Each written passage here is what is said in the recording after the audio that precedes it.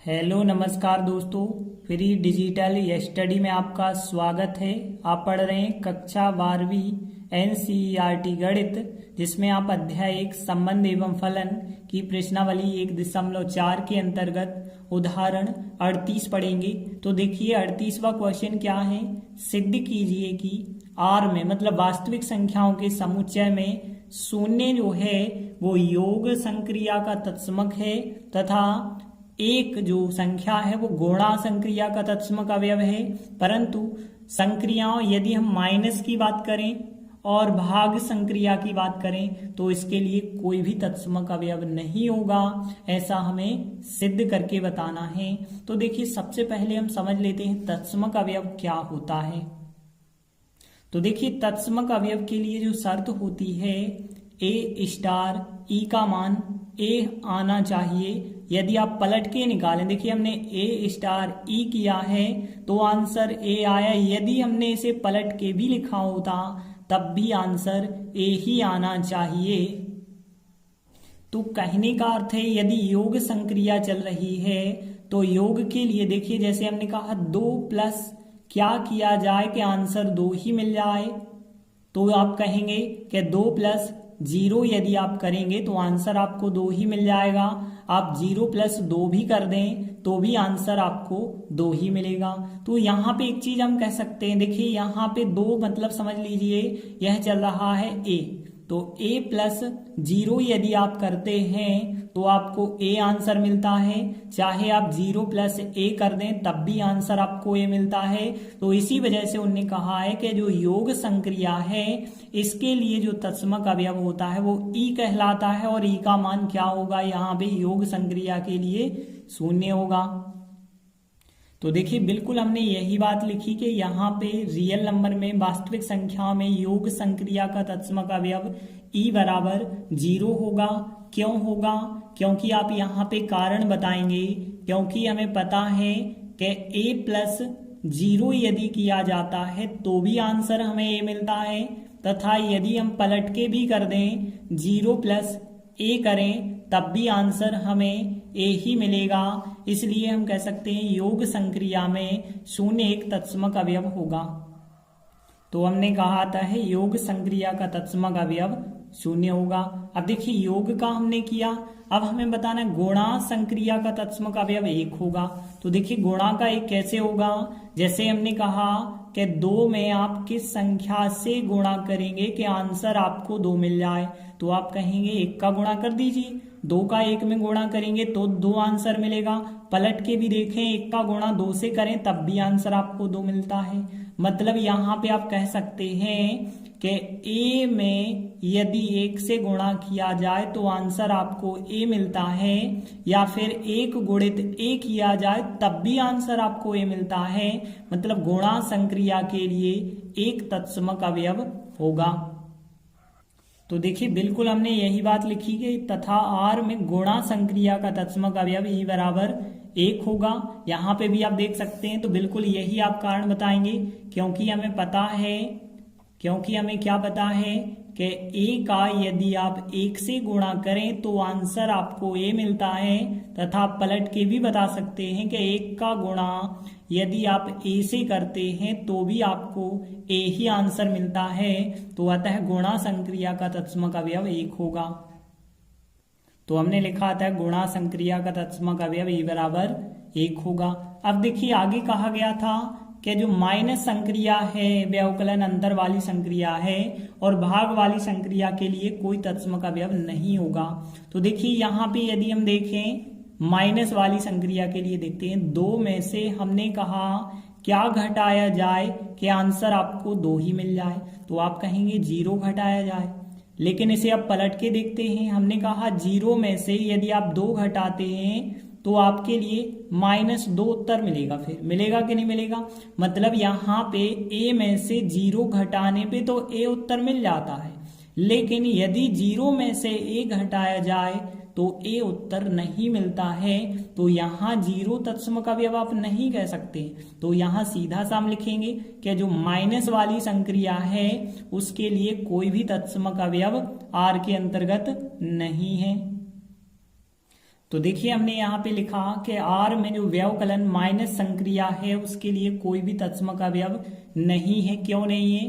क्योंकि हम कह सकते हैं, क्योंकि यहाँ पे यदि हम ए स्टार ई करें, मतलब यहाँ पे हम कह सकते हैं ए माइनस यदि हम ई करें और फिर यदि हम यहाँ पे ई माइनस ए करें तो इनके मान आपस में बराबर नहीं आते हैं। तो इस वजह से हम कह सकते हैं कि जो माइनस वाली संक्रिया है इसका कोई तत्समक अवयव नहीं है।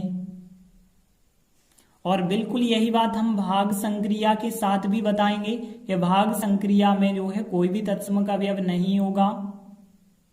तो हमने लिखा इसी प्रकार आर में जो भाग संक्रिया है उसके लिए भी कोई तत्समक अवयव नहीं मिलेगा। कहने का अर्थ है यहाँ पे आप देख सकते हैं, जैसे हमने कहा 3 भागित क्या किया जाए कि आपको आंसर 3 ही मिल जाए, तो यहाँ तो आप कह सकते हैं 1 कर सकते हैं कि 3 भागित 1 करेंगे तो आंसर 3 मिलेगा। लेकिन आप पलट के देखिए 1 भागित 3 करेंगे तो 3 आंसर आपको नहीं मिल पाएगा। मतलब कह सकते हैं यहाँ पे कि ए भागित ई का जो मान है वो बराबर नहीं आता है ई भागित ए के। तो यहाँ पे हम कह सकते हैं, क्योंकि यहाँ पे ए का मान यदि ए में भाग करें ई का तो उसका मान जो है बराबर नहीं आ रहा है ई भागित ए के। तो इस वजह से जो भाग संक्रिया है इसके लिए भी कोई तत्समक अवयव नहीं होगा। तो इस प्रकार से पहला सवाल सिद्ध हो जाता है कि योग और गुणा संक्रिया के लिए तो तत्समक अवयव होते हैं। योग के लिए 0 है तत्समक अवयव, गुणा के लिए 1 है तत्समक अवयव, लेकिन घटाना व्यवकलन जो होता है और भाग होता है इनके लिए कोई तत्समक अवयव नहीं होते हैं। देखते हैं अगला उदाहरण जो 39 है। सिद्ध कीजिए कि आर में, मतलब वास्तविक संख्याओं की बात है, धन संक्रिया के लिए माइनस ए का प्रतिलोम जो होता है वो ए होता है और गुणा संक्रिया के लिए यदि ए का मान बराबर नहीं है 0 का तो उसका जो प्रतिलोम निकलता है वो 1/a होता है। इतना आपको सिद्ध करना है। तो देखिए एक चीज आप जो है तत्समक अवयव के बारे में तो पढ़ चुके हैं कि ए स्टार ई का मान ए आ जाना चाहिए, या फिर पलट के ई स्टार ए का मान भी ए आ जाना चाहिए, तो तत्समक अवयव। अब यदि हम बात करें प्रतिलोम अवयव क्या होते हैं, व्युत्क्रमणीय अवयव क्या होते हैं, इनकी यदि हम बात करें तो देखिए प्रतिलोम अवयव क्या होते हैं। यदि हमने कहा ए स्टार बी का मान, ध्यान देना, ए स्टार बी का मान यदि ई आ जाता है, देखिए यहाँ पे हम बात करें यदि तत्समक अवयव आंसर आता है, पलट के भी यदि हम कह दें बी स्टार ए का मान यदि ई आता है तो इस स्थिति में ए का प्रतिलोम बी कहलाता है या बी का प्रतिलोम ए कहलाता है। यहाँ व्युत्क्रमणीय भी से हम कह सकते हैं कि ए का व्युत्क्रमणीय अवयव बी होगा, बी का व्युत्क्रमणीय अवयव ए होगा। जैसे हम बात करें योग संक्रिया के लिए तो देखिए हमें पता है कि 2 में कौन सी संख्या जोड़ी जाए, 2 में कौन सी संख्या जोड़ी जाए कि आंसर आपको योग संक्रिया का तत्समक अवयव मिल जाए। योग संक्रिया का तत्समक अवयव 0 होता है तो आप बताएंगे 2 में -2 जोड़ा जाए। यदि 2 में आप -2 जोड़ते हो तो आपको 0 मिल जाता है। -2 में यदि आप 2 जोड़ते हो तब भी आपको 0 मिल जाता है। तो योग संक्रिया का तत्समक अवयव यदि हम देखें तो तत्समक अवयव तो 0 होता है, लेकिन यदि हम देखें प्रतिलोम अवयव क्या होता है तो देखिए a का -a प्रतिलोम होता है तो भी 0 मिलता है। -a में +a जोड़ते हैं तब भी आपको यहाँ पे 0 मिलता है। तो यहाँ पे हम कह सकते हैं a का प्रतिलोम जो -a होता है या -a का प्रतिलोम a होता है, क्योंकि दोनों को यदि आप संक्रिया लगाते हैं तो आपको 0 मिल रहा है। तो देखिए यहाँ पे हम क्या लिखेंगे, पहले तो लिखा हमने हल और फिर हमने लिखा यहाँ आर में, मतलब वास्तविक संख्याओं की बात हो रही है। अब हम बात करते हैं धन संक्रिया की। तो यहाँ पे देखें धन संक्रिया के लिए कौन सा नियम होता है। देखिए हम बताना चाह रहे हैं कि ए में यदि आप -a जोड़ते हैं तो आपको आंसर 0 मिलता है, मतलब 0 मिला है, इसका मतलब है आपको एक तत्समक अवयव आंसर मिला है। 0 मिला है, मतलब एक तत्समक अवयव आंसर मिला है। यदि हम बात करें -a में +a जोड़ते हैं तब भी आपको 0 आंसर मिलता है, मतलब यहां भी तो आपको एक तत्समक अवयव मिला, योग संक्रिया का तत्समक अवयव मिला। तो यहाँ पे एक बात स्पष्ट होती है कि यदि a स्टार b का मान e मिलता है या b स्टार a का मान e मिलता है तो a जो अवयव होता है उसका प्रतिलोम क्या होता है, b होता है, और b का प्रतिलोम जो होता है वो a होता है। तो यहाँ पे स्पष्ट होता है कि a का जो प्रतिलोम होगा वो -a होगा या -a का जो प्रतिलोम होगा वो +a होगा।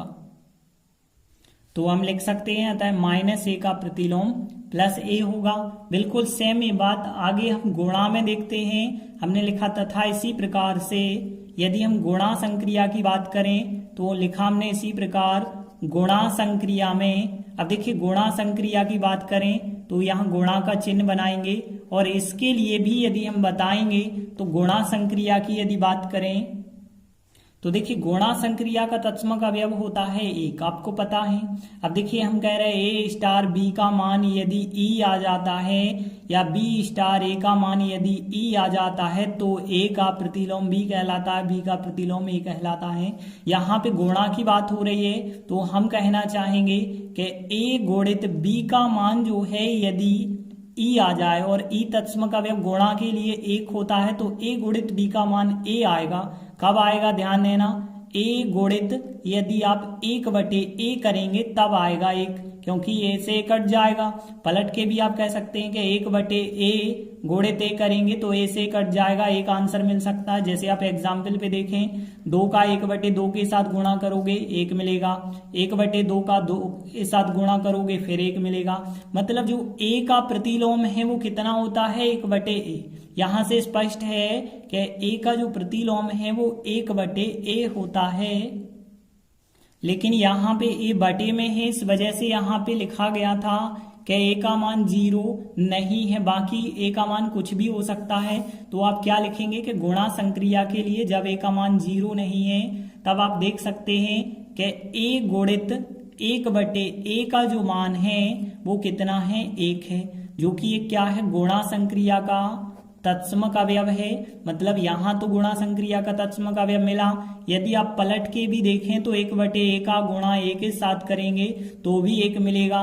मतलब यहाँ भी आपको तत्समक अवयव मिल चुका है।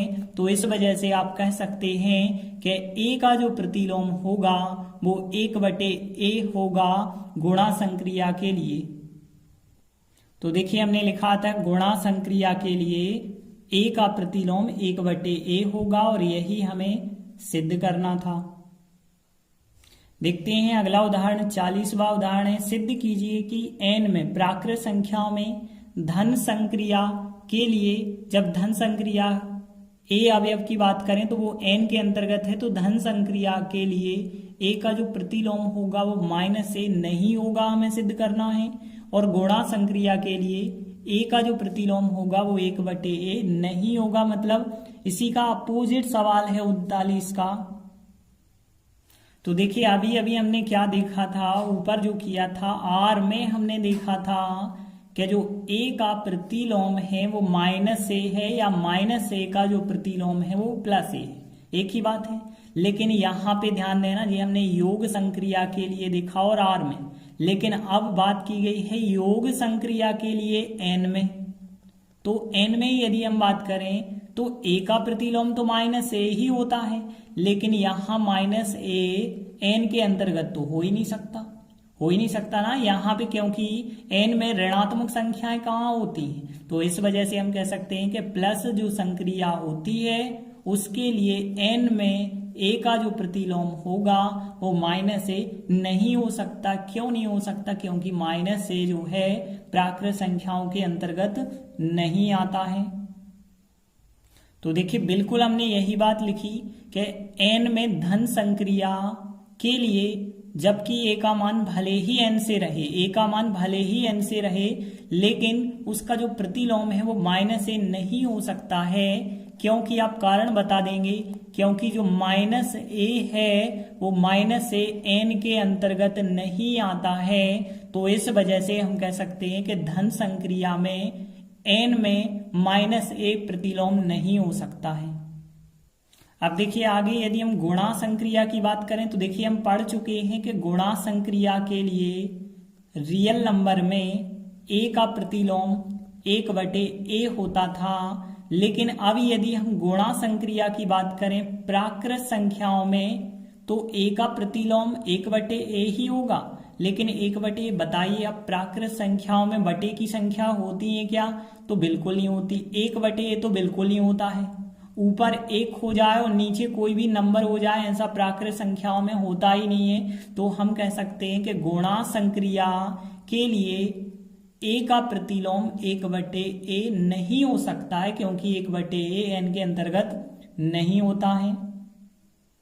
तो बिल्कुल हमने यही बात यहाँ पे लिखी कि यहाँ पे n में गुणा संक्रिया के लिए भले ही a n के अंतर्गत आता है और a का मान 1 नहीं है, लेकिन इसका प्रतिलोम जो है 1/a नहीं हो सकता है, क्योंकि 1/a जो है प्राकृत संख्याओं के अंतर्गत नहीं होगा।